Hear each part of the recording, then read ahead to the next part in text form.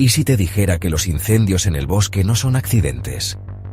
¿Que tras cada llama hay una intención, un negocio, un silencio cómplice? Esto no es solo un problema ecológico. Es una historia de saqueo, simulación y resistencia. Es la historia del bosque La Primavera, contado como nunca antes. Durante más de 25 años, las llamas han servido como catalizador de una reconfiguración territorial. La destrucción ambiental ha sido el preludio de una reconstrucción inmobiliaria. El humo no solo ahoga el aire, también nubla la legalidad. ¿Cómo llegamos hasta aquí sin que nadie haya sido condenado? Desde 1980, el bosque La Primavera es área natural protegida. La Ley General de Desarrollo Forestal Sustentable y decretos estatales prohíben tajantemente el cambio de uso de suelo en terrenos quemados durante al menos 20 años. La lógica es clara: evitar que el fuego sea usado como herramienta para urbanizar o apropiarse de zonas forestales. Pero en los hechos, esta ley es letra muerta. Tras los incendios de 1998, 2005, 2012 y 2021, todos en abril, todos de gran magnitud, no se aplicaron medidas contundentes. En lugar de reforestar, muchos terrenos quedaron abiertos a la invasión, al cercado, incluso a la venta ilegal. Activistas han documentado cómo se colocaron alambrados tras el megaincendio de 2012, sugiriendo apropiación intencional de predios. Esto va más allá del descuido, es un patrón. Y cuando la vigilancia falla, la impunidad germina. Solo 5 inspectores de Profepa vigilan todo Jalisco. La ausencia del Estado no es inocente, es funcional, porque en ese vacío legal crecen los intereses privados. Los incendios se apagan, pero las estructuras que los permitieron permanecen intactas. El agave. Oro azul de Jalisco, producto insignia, pero también símbolo de conflicto. En 2021, brigadistas detectaron plantaciones de agave en terreno quemado. ¿Casualidad? ¿O parte de un esquema más amplio de agroinvasión? El agave tiene valor económico, pero su cultivo intensivo empobrece los suelos, destruye ecosistemas y no es compatible con áreas protegidas. Estas plantaciones son ilegales, pero suceden. La expansión urbana es aún más evidente. Según un reporte de 2019, 17 de 26 incendios ocurrieron cerca de asentamientos humanos irregulares. En al menos 13 puntos del bosque hay fraccionamientos que no existían antes del fuego. Brisas de la primavera, la gloria del Colli, balcones del sol. Nombres bonitos para colonias construidas sobre cenizas. En algunos casos, las construcciones iniciaron apenas semanas después de los incendios. ¿Por qué tantas coincidencias entre fuego y fraccionamiento? Porque el incendio se convierte en oportunidad. El bosque, una vez debilitado, permite el ingreso de maquinaria, la división del terreno, la complicidad notarial. La especulación inmobiliaria huele a humo. Pero nadie investiga quién sostiene el cerillo. Santa Anita Hills. 700 viviendas de lujo, construidas con un permiso excepcional en 2015 por parte de Semarnat Jalisco. ¿Qué tenía de excepcional? Que la ley lo prohibía, pero aún así se aprobó.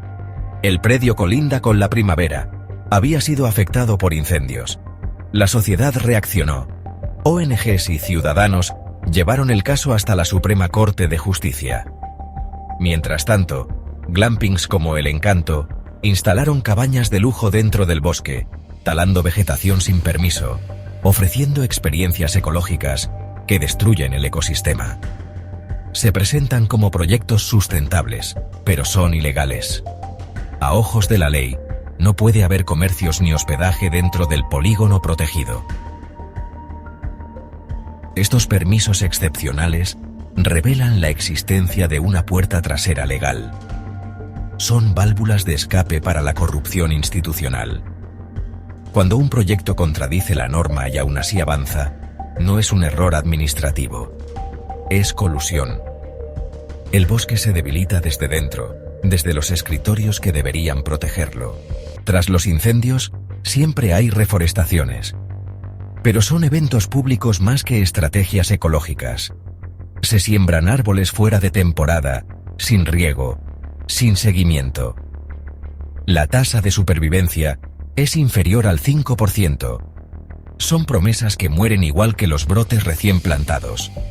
Lo peor es que mientras se hacen eventos simbólicos, se permite la construcción ilegal. Doble discurso.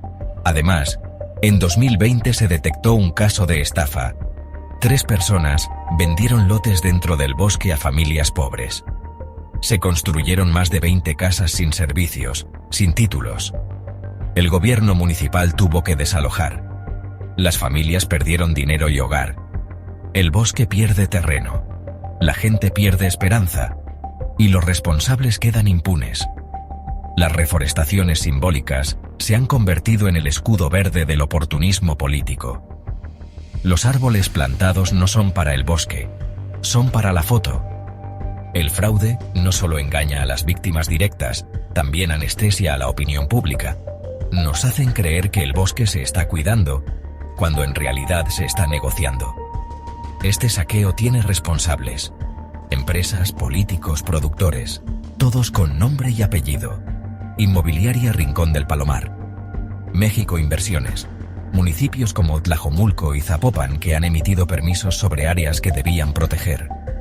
También hay sospechas sobre productores de agave ligados al crimen organizado. Nadie planta miles de agaves sin maquinaria, financiamiento y protección. Incluso el Consejo Regulador del Tequila ha reconocido estas prácticas ilegales, porque daña su reputación. Pero aún no se ven sanciones contundentes. Cada nombre omitido refuerza la impunidad.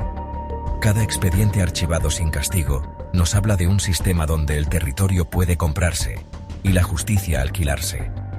El incendio es solo la mecha.